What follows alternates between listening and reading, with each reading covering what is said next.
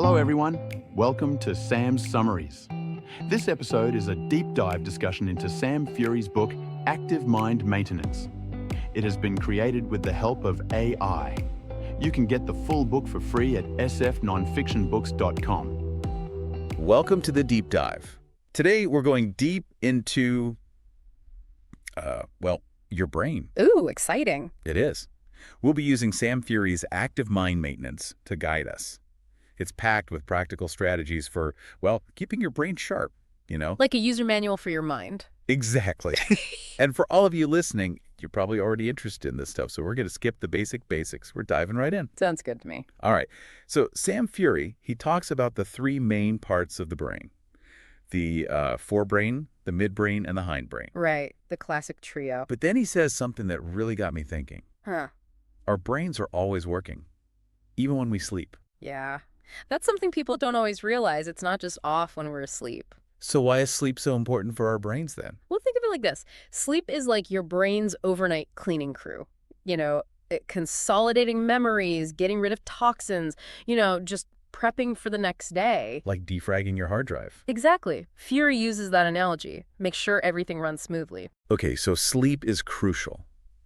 But what about aging? What happens to our brains as we get older? A lot of people think older brains just can't keep up. Like it's all downhill from there. But that's not true at all. Really? Yeah. Sure, maybe the super fast learning of childhood slows down a bit. But older brains have a secret weapon experience. Mm-hmm. They've built up this huge network of knowledge and connections. So Fury says they're not struggling to learn new things. They're actually better at connecting the dots and applying what they already know in new ways. That's actually really reassuring. I was starting to get worried about, getting older. No need to worry. Okay, good. But what about, cognitive diseases like Alzheimer's? Fury doesn't shy away from the tough stuff. He doesn't. And it's important he doesn't, because early detection, that's key when it comes to these diseases. Right. He really stresses being proactive. If you notice changes in yourself or your loved ones, don't wait. Get medical advice. Better safe than sorry. Couldn't agree more. But there's also this concept of neuroplasticity, the brain's ability to change and adapt. It's like our brains have this self-healing power. It is pretty remarkable. Fury says neuroplasticity is how our brains can rewire themselves, forming new connections, even repairing damage. So it can actually fix itself. To a certain extent, yeah. Fury compares it to a muscle. The more you use it, the stronger it gets. I like that. So if we want to strengthen our brains, we got to give them a workout. What kind of exercise does Fury recommend? All sorts. Learning a new language, picking up an instrument, even puzzles and brain games. All these things can boost neuroplasticity, build up what he calls cognitive reserve. Cognitive reserve. Yeah, like a savings account for your brain. Makes it more resilient to challenges. Interesting. Okay, so mental exercise is important, but our overall health plays a role too, right? 100%. Fury talks about the connection between mental and physical health. I mean, that makes sense, right? Absolutely. Things like diabetes, heart disease, even high blood pressure, they can all have a negative impact on how our brains work. It's all connected. It is. It's like a domino effect. So taking care of our bodies is essential for supporting our brains as well. Okay, so taking care of our body helps take care of our brains. Makes sense. But what about genetics?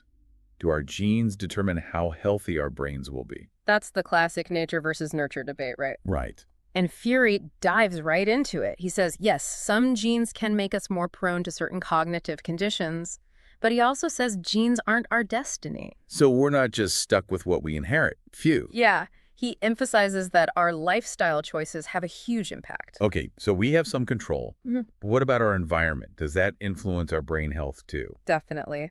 Fury talks about how things like pollution, noise, even just feeling isolated, they can all affect how well our brains function. That's crazy. I never thought about it like that. He encourages everyone to be mindful of their surroundings, make choices that support their brain health, create a positive environment.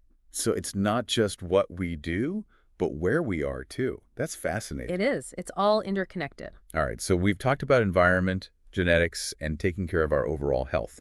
But let's zoom in on one specific lifestyle factor. Sleep. Why is it so crucial for our brains? We touched on this earlier, but it's worth repeating because it's that important. Sleep isn't just about our bodies resting. It's about giving our brains the time they need to function at their best. Right. Fury says that during sleep, our brains are busy, consolidating memories, clearing out toxins, all that good stuff. It's like hitting the reset button for our brains. I know, I definitely feel the difference when I don't get enough sleep. My thinking is foggy, my mood is off. Exactly. Sleep deprivation can impact everything: your mood, your memory, your focus. Fury says getting those 7 to 9 hours of good sleep, essential for a healthy brain, non-negotiable, really. Okay, sleep is definitely important. But what about another essential ingredient for a healthy brain? Food. You know the saying, you are what you eat? Yeah. It applies to our brains, too. Fury talks about how certain nutrients can have a direct impact on our brain power. So what we eat can actually affect how well our brains work. Yes, it's fuel for thought, literally. That makes sense. I guess I should swap the chips for some brain-boosting snacks then. What does Fury recommend? He highlights foods that are rich in antioxidants, omega-3 fatty acids, vitamins like B12 and E. Think colorful fruits and veggies, fatty fish, nuts and seeds. Got it. And don't forget about staying hydrated. Water is essential for everything, brain function included. Got it. So we've covered sleep, nutrition, but we can't forget physical activity. How does moving our bodies benefit our brains? Well, it's like a miracle tonic for our brains. Fury explains that exercise, it increases blood flow to the brain, delivering all those good nutrients and oxygen, and it also releases endorphins. The feel-good hormones. Exactly, so it boosts your mood too. So not just physical health, but mental health too. Yeah. I know I definitely feel more alert after a workout. Right. And Fury emphasizes that regular physical activity, it can improve memory, attention, and even help protect against cognitive decline. Wow. Yeah. And the best part, it doesn't have to be anything crazy intense. Even a brisk walk or a dance class can make a difference. So just find something you enjoy and get moving. Right. Your brain will thank you. All right, so we've got sleep, nutrition, exercise. Now back to mental stimulation. How do we keep our brains challenged? Build up that, what's it called, cognitive reserve. Yes, cognitive reserve. And remember, neuroplasticity. The brain's ability to change and adapt, right? Exactly. And challenging your brain, that's one of the best ways to tap into that superpower. So things like puzzles, brain games, learning new skills. Yeah, all that. I've actually been trying to learn a new language. Oh, that's fantastic. Learning a new language, that's like a full body workout for your brain. It engages so many different cognitive functions, strengthens those neural pathways. It's definitely challenging, but it's fun too. And that's key. It should be enjoyable. Fury also talks about reading, having interesting conversations, basically anything that makes you think critically and creatively. It's about staying curious, always challenging yourself. Exactly. But even with all these healthy habits, life can get stressful, Definitely. And that stress, well, it can impact how well our brains function. That makes sense.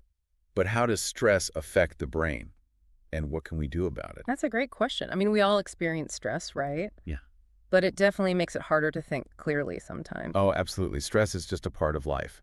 Yeah. But when it's constant, when it's chronic, that's when it can really start to affect our brains. So like everyday stress is okay, but if it's all the time, that's bad. Right. Fury actually explains this in the book. He says when we're stressed, our bodies, they release this hormone called cortisol. Cortisol, yeah, Yeah. I've heard of that. And a little bit of cortisol is fine, even helpful. But if it's there all the time, it can actually interfere with our memory, our focus, even our decision making. Wow, so it really messes with our brains. It can. Fury even mentions a study where they found that chronic stress can actually shrink the hippocampus. The what? The hippocampus, it's a part of the brain. It's really important for forming new memories. Oh, okay, so that's why it's so important to manage stress. Exactly. We got to protect our brains. So how do we do that? How do we manage stress? Well, Fury has a bunch of suggestions in his book, but one that really stood out to me was, mindfulness meditation. Mindfulness, huh? I've heard of that, but I've never really tried it. It's really about training your mind to be present, to focus on the here and now without all the judgment. So no more worrying about the past or stressing about the future. Right. Fury describes it as a way to declutter your mind, create a sense of calm. That sounds pretty amazing. Are there other things we can do to manage stress? Definitely. Exercise is great, spending time in nature, and just doing things you enjoy, things that bring you joy. Okay, so find what works for you and just make time for it. Got it. Now, I'm curious about something else Fury talks about. Social connection. How does interacting with others impact our brain health? Well, we're social creatures by nature, right? Yeah, I guess so. And Fury really stresses that social interaction isn't just fun, it's actually vital for a healthy brain. He says having meaningful conversations, spending time with people you care about, being part of a community, all of that can stimulate our minds. It's like a mental workout. Exactly. It challenges us to think differently, consider new perspectives. We even learn new things from each other. So being a hermit is bad for our brains. Well, Fury does say that social isolation, it can lead to cognitive decline, and it can increase the risk of depression. Makes sense. So we got to get out there and connect with people. Okay, so we've covered the foundations: sleep, nutrition, exercise, stress management, and social connection. But what about specific techniques for memory and learning? I'm always looking for ways to boost my brain power in those areas. Me too. And Fury dives into some really fascinating memory techniques. One that I thought was cool is this thing called spaced repetition. Spaced repetition, what's that? It's a way of learning where you review information at different intervals. Instead of cramming everything all at once, you space it out over time. Oh, so it's like reviewing your notes, but in a strategic way. Right. Fury talks about all these studies that show how effective spaced repetition can be for memory. He says it helps move information from short-term to long-term memory. And there are even apps that can help you do it. Oh, cool. Technology to the rescue. So spaced repetition, got it. Are there any other tricks for improving memory? Fury also talks about something called mnemonics. Mnemonics. Yeah. Mnemonics are those memory aids that use like vivid imagery or rhymes, to help you remember things. Oh, like that acronym for remembering the notes on a musical staff. Yes. Exactly. Every good boy deserves fudge. I still use that. See? Mnemonic in action. Our brains are better at remembering things that are vivid or have an emotional connection. So mnemonics, they kind of tap into that. Cool. So what about learning new skills? Any advice for making that process easier, more efficient? Fury is a big advocate for what he calls active learning. So it's not just passively absorbing information, but really engaging with it, asking questions, trying to apply what you're learning. So like really digging in and getting your hands dirty. Exactly. And he also says to experiment with different learning styles. Some people are visual learners, some are auditory learners. It's about finding what works for you. Right, because we all learn differently. Exactly. Learning should be an adventure, not a chore. Speaking of adventure, Fury has a whole section on speed reading. Ooh, yes. I've always wanted to learn how to speed read. Is it actually possible? Fury thinks so. He explains that it's not about skimming or anything. It's more about training your eyes to scan text for key information. He's got some techniques in his book for expanding your visual span and minimizing subvocalization. Sub what? Subvocalization. It's that little voice in your head that reads along as you go. Oh, right. So speed reading is about quieting that little voice. Well, kind of. It's more about training your eyes to work differently. I'd love to learn how to do that. I have so much to read. Me too. And Fury doesn't stop there. He also talks about all sorts of other thinking skills. Critical thinking, problem solving, even emotional intelligence. So we're talking about skills that are important for, like, all aspects of life. Exactly. And he says these aren't just things you're born with. You can actually develop and improve these skills with practice. I like that. So it's about always growing and evolving. Right. But we can't ignore the big one, right? Yeah. Technology, it's everywhere. How does it impact our brains? The good, the bad, the whole shebang. Yeah, that's a great question. It's like we can't live with it, but we can't live without it. Right. And Fury dives into this whole thing about technology and the brain.